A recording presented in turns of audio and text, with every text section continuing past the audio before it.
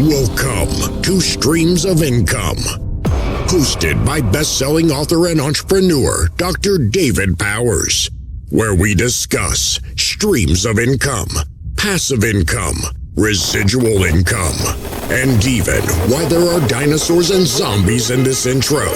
Fasten your seatbelts and get ready to dive in. Hey everybody, and welcome to this next episode of the Streams of Income podcast.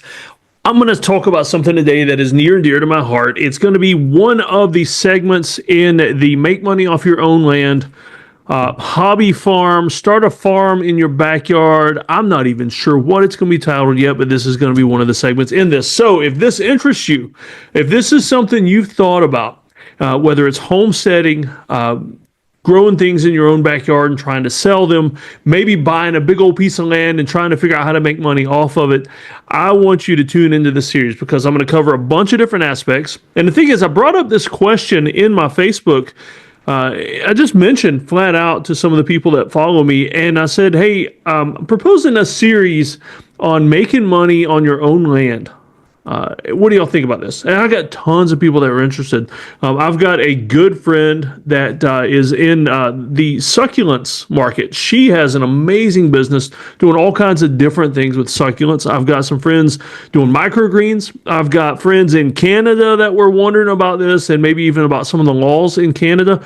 And so this is going to be fun because, like I said, this is near and dear to my heart because I'm trying to do the same thing myself.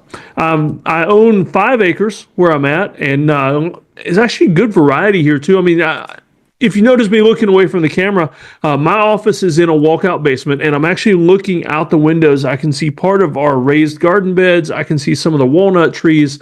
I can see some of the forested property at the back where we're thinking about doing some shade-grown crops. And so, like I said, it's near and dear to my heart because I want to work harder on not just food security for my own family, growing more of the food that we eat here on our property so that we can control it. We don't have to worry about supply chain disruptions. We don't have to worry about storms. We don't have to worry about anything but what we put in the ground, but also learning how I can make money off of that. And one of the things I'm also even more interested in than making money off my crop is agritourism. Agritourism is in many ways so much easier to do, but I want to learn how to take this farm that I'm on, that I own, and using what I grow here and using that to, I don't know, for people to come here and stay, for people to experience the farm life, for people to come and see a working farm, for people to come and take classes on different things regarding to homesteading or prepping or anything like that. And so that's kind of a very, very long intro for what I'm going to talk about today, which is the business of beekeeping. And all of this I'm drawing from an article that was in, what's the official name of this magazine? Homestead Living. I have a subscription to Homestead Living magazine. And it's an amazing, amazing magazine. I highly recommend it if you're interested in any way in homesteading, in hobby farming, in small craft farming, doing specialty crops, anything like that is pretty amazing. Matter of fact, lunchtime today, I was sitting upstairs reading some more articles about the people that were in that documentary, The Big Little Farm. I think that's the name of it. And I'll put links in the show notes. Matter of fact, I'm going to take some notes here about all the things I need to give you links for because sometimes I forget. And so Big Little Farm documentary. It's pretty amazing. And the folks that started that thing and filmed the documentary, pretty amazing as well. But today we're talking the business of bees. Now, here's the weird thing about beekeeping, and might make you wonder why I'm talking about it, is I don't want to be a beekeeper. I really don't. I'll be perfectly honest with you. And that's the thing about having a small hobby farm, something like that, is if you try to do everything that seems cool, everything that seems like it's somehow necessary to be part of a holistic, full-scale farm, it's going to wear you out. and you don't have time to do everything. Joel Salatin might be able to, and seems to do everything, but he has also spent a lifetime learning and doing those things in small increments until he became an expert at all those things. Not to mention the fact, he's probably got more people working for him now than he did when he got started. So don't think you're going to start out and do everything. So like I said, I don't want to be a beekeeper, but I want bees. And that may sound weird. And so one of the goals I have for this farm is to make it available to other beekeepers to have their hives, to have extra hives, additional hives on my farm. Because there's this thing, the bees will help my farm. And I'm planning on planting all kinds of pollinator gardens and pollinator areas on my farm because it all makes the farm healthier. But I don't want to have to buy the suit. I don't want to manage the bees. I don't want to learn about all the diseases and the mites and temperatures and all the things that are necessary. And so I want to make parts of my farm available to beekeepers. And I don't know what that even looks like right now. Maybe I just get a share of the honey, the finished product, that kind of thing. Who knows? I may get so into it by watching them and working with them and talking to them that I do eventually want to have bees. I don't know. But there was this article in the Homestead Living magazine about the business of bees. And the subtitle even, How to Build a Profitable Beekeeping Operation. And so as far as this goes, streams of income being the full focus of my core business and this podcast, let's talk about different streams of income for beekeeping and see what is in this article. And so let's see, flip this page over, and we've got, all right, the first one, which is pretty obvious. If you don't do bees, don't know anything about bees, my daughter's staring at me like she's wanting me to do something. I'm not sure what it is. It's the benefit of having a home office with kids that are homeschooled. So I don't know why she's staring at me so I think she might be fixing to throw something at me. Just bring that on over and put it right here. All right. So, and some of y'all, this may seem weird. Some of y'all have told me before, don't ever quit doing the unedited videos and stuff, Dave, because we like seeing what happens. And my kids sometimes actually pop into the podcast every now and then if you're watching the video version. So if you're only ever listening to this on audio, be sure to hop over to the version on YouTube sometimes. Maybe let it just play in your desktop while you're in your office and you see the kids pop in. Or you'll see me, I've done it before, you'll see me turn the screen around sometimes and show you the out back because there's a neighborhood donkey that will come cruising through the backyard sometimes. He's pretty cool and super nice. All right, so like I was getting back to before I chased that squirrel, is the most obvious thing you might think as far as making money from bees would be selling honey and beeswax. And so, that's pretty obvious. Like I said, selling the honey and the beeswax, yeah, very obvious. But you got to go levels deeper. You could just sell honey. You maybe could sell that to a big distributor or to a store or something. But some of the most fun and interesting ways I've seen this done is doing something different with the honey or beeswax, like creating a story and a deeper level behind your farm. Because I could go buy honey at Walmart or Sam's or Costco, and it's gonna be okay. It's not gonna be the best honey in the world, and not the most nutritious honey, and it's definitely not gonna provide me the benefits of what local honey will do, especially for allergies and things like that. But here's what gets me about some of that, the mass-produced store-bought honey, is that if you read the packaging on almost every one of those, it's going to mention that it's honey produced from, and I've seen some of them list up to half a dozen countries on there. In other words, this honey is produced, collected, and sent somewhere, and it's sent to, I don't even know the full mechanics of this. In my mind, I'm picturing warehouses and factories where these big vats of honey are mixed and all these different countries that's sending honey there and everything, and it outpours this thing that's dropped into a jar and sent to Walmart. And you don't really know all the time what you're getting. And so selling honey and beeswax, you could make more money. I consider it value added because there's a story. Like, I want to buy honey that is made by Joe down the street or whatever his farm's called. Obviously not Joe down the street because I don't have a Joe on my street. but just buying honey that's locally produced. And my absolute favorite is hot honey. I like to buy honey that's been infused with hot peppers. Right now, I've got one upstairs at my coffee stand. Well, matter of fact, I've got what's left of my coffee right here. It's got some hot honey mixed into it. That's my favorite. I like the bite that it gives to my coffee. And I think the one I'm using right now has Scotch bonnet peppers, which most of the time you'll see those in Jamaican jerk sauce for chicken. And so I like it. You may not like hot honey, but if you like, let's say, honey and butter on a hot biscuit, one of my favorite desserts. I love that. Try it with spiced hot honey. It is absolutely amazing. So that's something you could do to honey before you sell it to actually add value to that. So selling honey and beeswax is the first thing they listed here. The second one, and I've seen this in quite a few local stores, selling live bees. And so let's see, live honeybees are commonly sold in three ways: as a package, as a 5-frame nucleus, or as a full hive. Listen to this. In 2025, the price of a nuc or a nuke, I'm not sure, that's the 5-frame nucleus. The price of a nuke ranges from 190 to 220 bucks. And so that's pretty cool.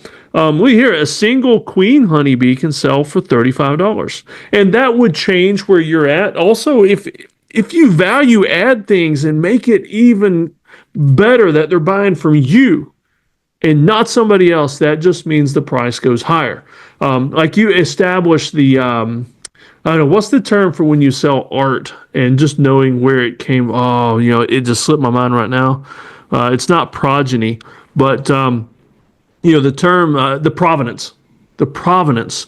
If you're buying artwork or something like that, or even an old comic book, because that's one of the things I collect, the provenance of something, like knowing who's owned this thing from day one. You find that even more so now within NFTs and things in cryptocurrency, because the blockchain keeps that provenance alive for when you buy things on the blockchain with cryptocurrency and NFTs. And so it'd be cool to know that I'm not only buying a honeybee queen, but I'm buying a third generation honeybee queen from X farm where it was raised. And I don't know enough about bees to put the specific wording in there, but I'm telling you, you can value add things like that and charge more money for it. Also, let's see, pollination services. That's the next thing they list. Each pollination contract lasts about 6 weeks, with farmers paying between $80 and $200 per hive, depending on the crop. And so I don't know that much about that. Let's see here. Currently, the cost of transporting beehives is about $5 per loaded mile. And so there's money built into that at every juncture. Now, you'd have to get into bees to know what you're doing with all this. That's not me. But I just find it pretty cool. Really neat. Let's see. One of the things they note here, if the farm is within 10 hours from us, the folks that wrote the article, the truck driver will drive through the night, allowing the beekeeper to unload hives upon arrival. That's pretty cool. All right, next. And this is an interesting one because I've watched a lot of TikTok videos doing this, so I find it very interesting. It's almost like ASMR, just hearing the bees and watching this happen. But structural removals. Structural honeybee removals are another great way to earn extra money for those who don't have the space or time to maintain beehives.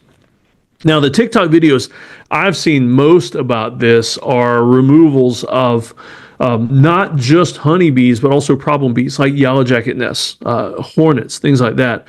But I've seen some pretty cool videos where honeybees have been removed from the walls of houses, from attic eaves. They even mentioned in this article a job they did where they actually performed a structural honeybee removal from a dresser that was left on somebody's back porch. In other words, you get out in the country, you find all kinds of interesting things on back porches. I mean, here on the farm, we have some very interesting things, not only on the back porch, but in the random barns that are on the property. So we've got some neat things. And those barns, my back porch, we're out there enough that we would notice if the bees were settling into, like, say, my cold plunge or my sauna if they're left empty for too long. But those barns, there are sections in those barns where we store things that we don't get into very often. Let's say we were storing a dresser out there. It would be really easy for some bees to get in there and nest. And eventually we go out there and like, wow, there's honey dripping out of this dresser. What do we do now? I mean, I don't want to go out there and without a bee suit and all that and try to get rid of them. And so structural removal by a beekeeping expert, I'm sure there's a technical term for that as well, but would be pretty cool. And you doing that kind of thing, and I'm not even sure about this, but I don't know if you can like rehome those bees maybe to your own hives. I don't know how that works. They might fight and destroy each other. Like I say, you might could use those bees and rehome them and start a new hive somewhere else, like on my farm. And so I don't know. But let's see. It says here, though, that we charge, most of our removals take 4 to 6 hours. We charge $500 for the first 4 hours and an additional $50 per hour after that. And we're often told, you heard those prices here, we're often told we're the most affordable beekeepers available. And not only that, but you can charge per mile for travel and do a pretty wide area. That's pretty neat.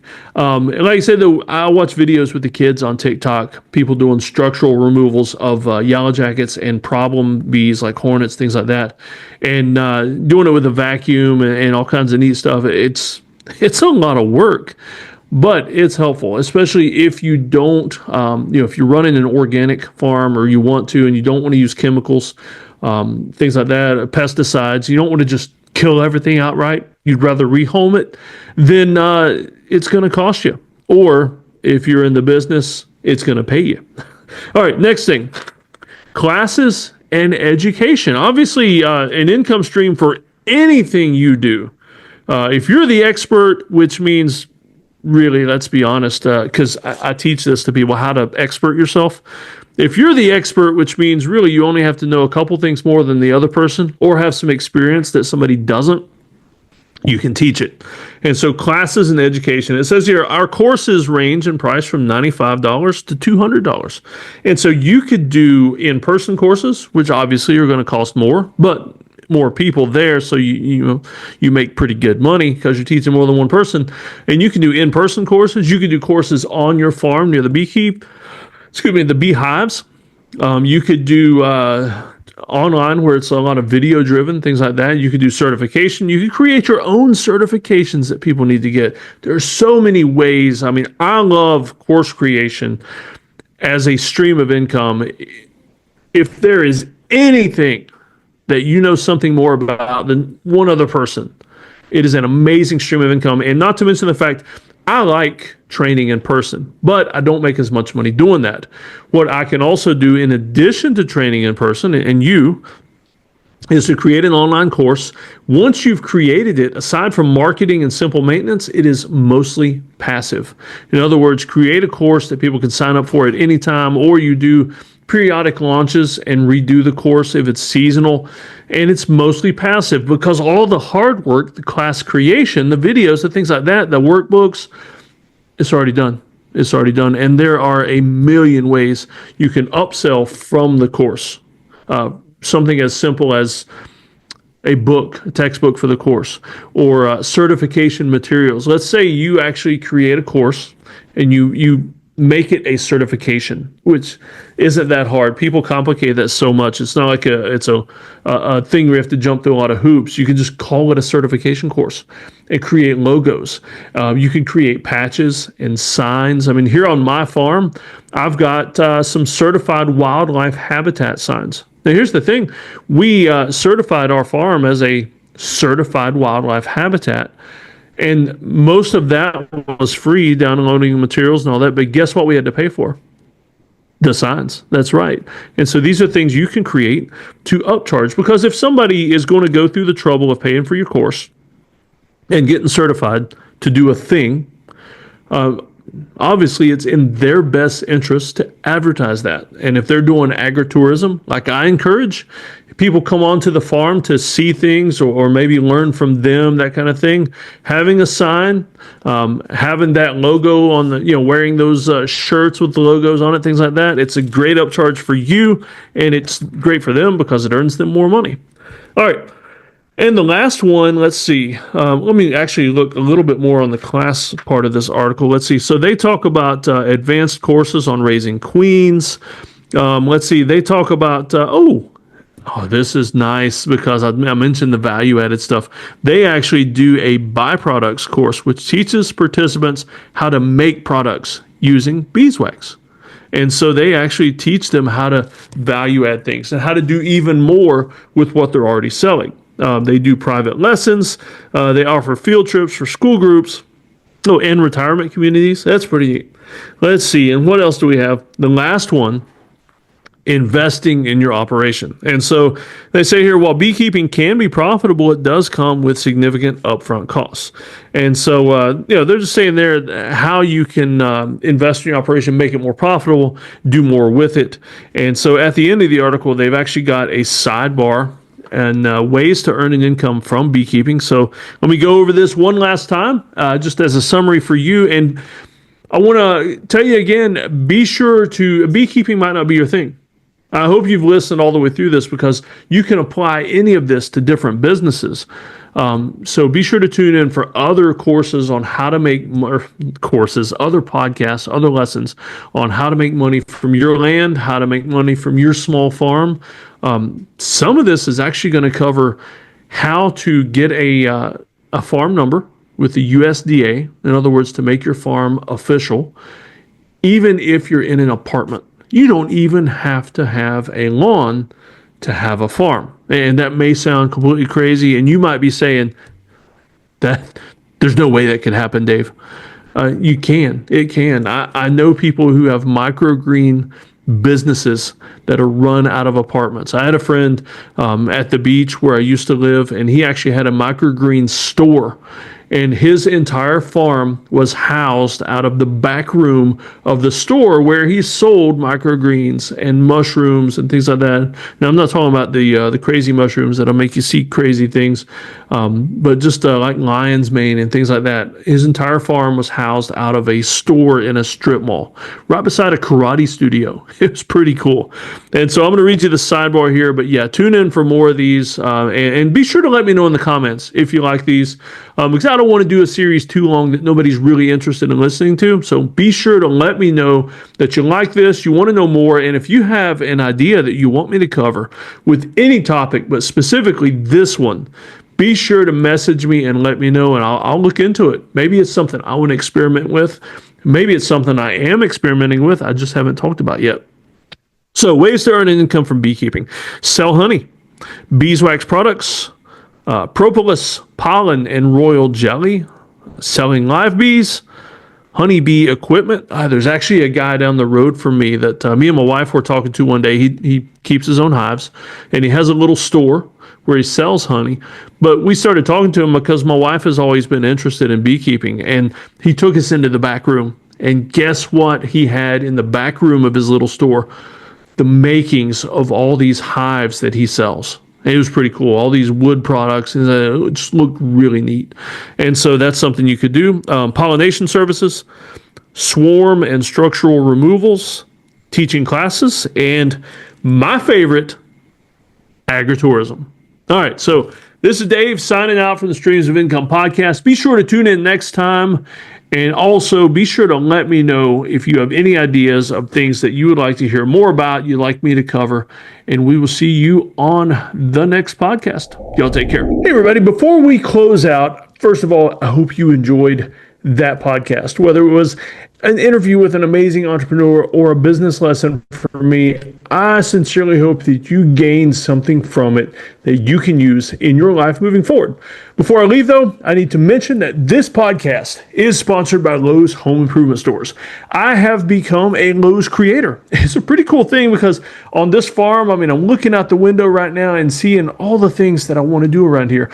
Most of these things I can do with products from Lowe's Home Improvement. And so I'm excited to be a Lowe's creator. If you want to check out some things from them and order some stuff and see my specially curated Lowe's storefront, you can click in the show notes. There's a link there for you. And I hope you build some amazing things. And hey, you know what? If you do, Send me pictures. I would absolutely love to see the amazing things that you're building at your house using Lowe's products or anything else, really. I'm just curious. I want to know everything about you and everything about the cool projects you're doing, because I'll be honest with you, I get some neat ideas for things I want to do at my house as well. All right, y'all take care. Thanks for listening.